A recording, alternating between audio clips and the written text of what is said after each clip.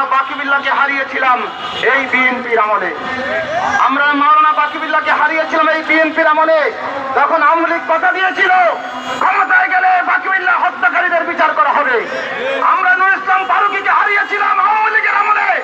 তখন আবার বেগম খালেদা জিয়া ওয়াদা করেছিল ক্ষমতায় আসলে এই ফারুকী হত্যাকারীদের বিচার করা হবে।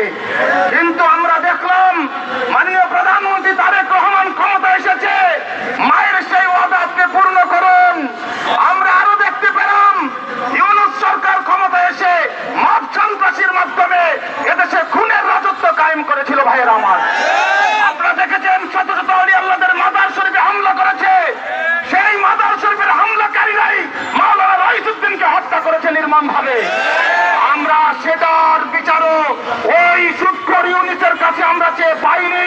গণতন্ত্রের অধিক গণতান্ত্রিক ভাবে এদেশে রাষ্ট্রীয় ক্ষমতায় তারেক রহমান এসেছে, তার কাছে আজকে দাবি করে গেলাম অনতি বিলম্বে মাওলানা রইসুদ্দিন হত্যাকারীদের বিচার করুন। আর নচেত সংসদে ইনশাআল্লাহ আমরা একদিন গিয়ে রইসুদ্দিন হত্যাকারীদের বিচার করবো ইনশাআল্লাহ। আপনারা দেখেছেন আমরা ছাত্র সেনা এবং যুব সেনা আমরা শপথ করবো যে এক সপ্তাহের মধ্যে যদি আমাদের রইসুদ্দিনের বিচার না হয় তাহলে এরকম আন্দোলন আমাদের প্রতিটা ডিস্ট্রিক্টে, প্রতিটা জায়গায় জায়গায়, প্রতিটা রাস্তাঘাটে হবে। হবে কিনা বলেন? আর খালি শুধু রইসুদ্দি ভাই না, এই দেশে একটা কুত্তার বিচার হয়েছে কিন্তু অরিজিনাল মানুষের বিচার হয় নাই। তো এরকম ধরনের যদি দুর্ঘটনা ঘটতে থাকে তাহলে আজ সত্যিকারের মানুষ কোথায়